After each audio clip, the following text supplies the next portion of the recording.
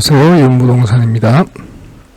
지금 전방위적으로 대출 규제가 들어오고 있는데요.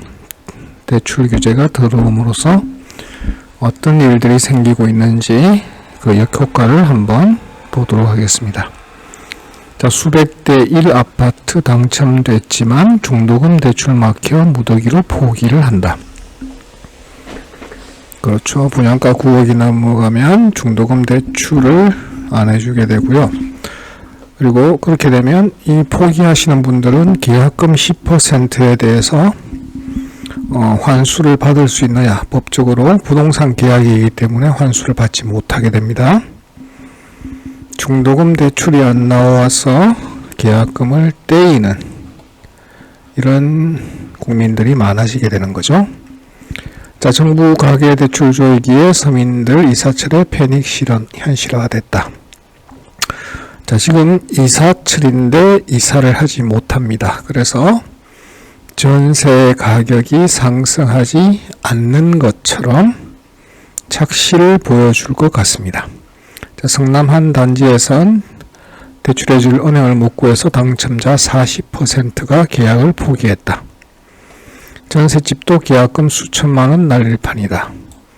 고금리 사채 끌어오기까지 한다. 이제 와서 전세 대출 안 된다니 계약금 날리고 월세방 살게 될 판이다. 전세를 없애겠다라는 정책입니다. 자, 집주인이 재계약을 거부해 다른 전세집을 구하고 계약금까지 냈는데 지금 전세 대출을 조이면 저 이삿짐은 놀이터에 풀어야 하나요?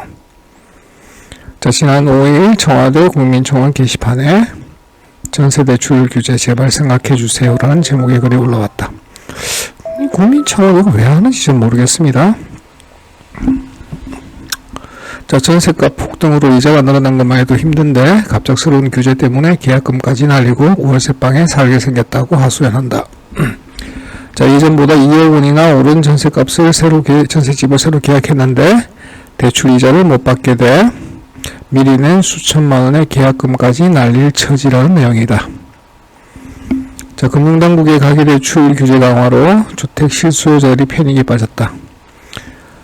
지난 4년간 전국적으로 집값, 전세값이 치솟은 상황에서 갑작스럽게 은행 대출이 막히면서 분양받은 아파트는 입주가 어려워지고 전셋집은 구하지 못하고 피해가 속출하고 있다.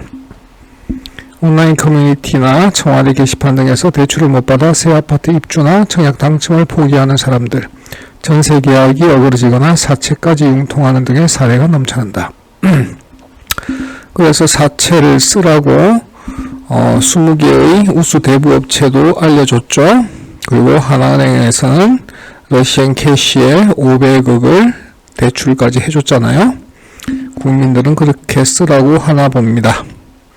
자, 경기도 남양주 24평 공공분양 아파트도 심지어 입주하려던 50대 가장은 현실 모르는 정부 정책이 서민들을 고금리 사채 시장으로 내몰고 있다고 적었다.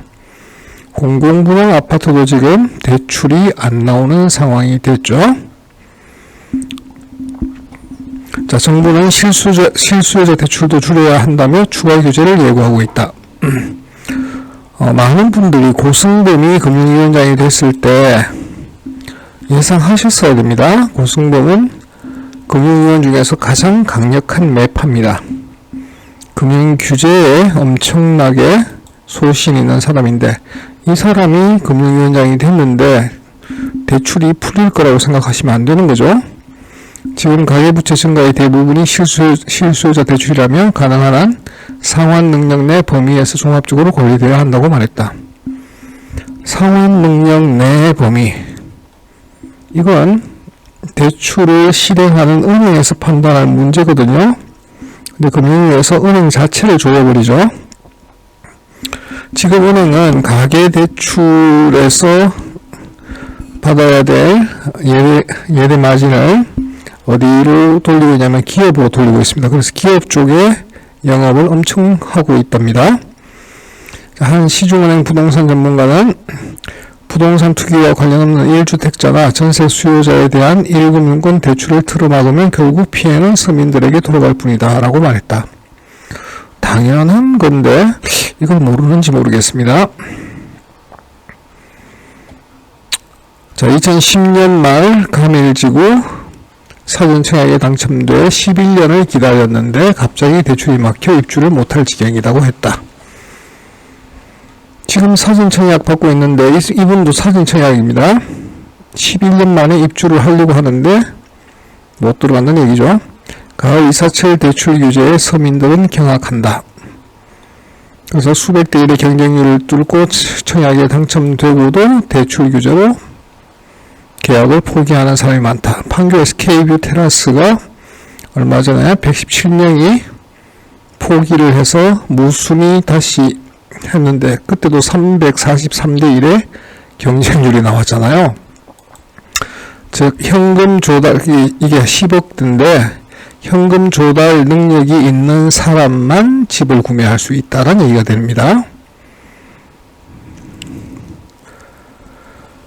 자, 그래서 이남수 신한은행 지점장은 청약 바늘 구멍을 뚫고도 대출받지 못하는 실수요자가 포기한 새 집이 10억 원 이상을 현금으로 조달할 수 있는 부자들에게 돌아간 것이라고 말했다. 현금 없는 사람은 이제 집을 살 수가 없는 시대를 만들었습니다. 자, 대출 규제 피해는 특히 서민층의 무주택자들에게 집중될 것이다. 당연하죠.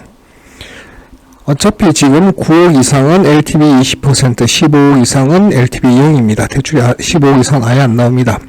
자, 15억 이상의 집을 구매한 사람들은 금리가 오르든 말든 신경 쓰지 않습니다. 그럼 실제로 금리가 올라서 제일 피해를 보게 되는 사람은 9억 이하의 주택의 LTV 40%를 받은 사람, 그 다음 전세 대출 받은 사람. 전세 대출이 우리나라 전체 전세 시장이 450조 정도입니다. 근데 전세 대출 금액이 얼마냐? 100조 정도거든요. 그럼 350조는 자기 돈으로 전세를 들고 있는 사람이고 대출은 100조입니다. 그러니까 20% 안팎의 전세를 사시는 분들이 대출을 이용한 건데 이분들은 밀려날 수밖에 없겠죠. 그래서 결국 대출 셧다운으로 최대 피해자는 무주택자가 되고 있다 라는 얘기입니다. 대통령이 전세 대출 등 실수요자가 어려움을 겪지 않도록 정책 노력을 기울여 주기 바란다라는 립 서비스를 했는데 현실은 고승범이 그렇게 하지 않습니다. 자, 전문가들은 정부가 준비 중인 가계대출 관리 강화 방안의 여파가 서민층에 집중될 것을 우려하고 있다. 다주택자나 15억 원이 넘는 고가주택은 지금도 대출이 불가능하고 전세대출도 5억 원이 한도여서 비싼 전셋집에 사는 세입자는 큰 영향을 받지 않는다. 결국 전세 세입자들 중에서도 5억 원 이하 전세를 사는 분들이 피해를 볼 수밖에 없는 그런 정책이다라는 게 드러나고 있는 겁니다. 결국 무주택자를 월세살이로 내몰고 있습니다.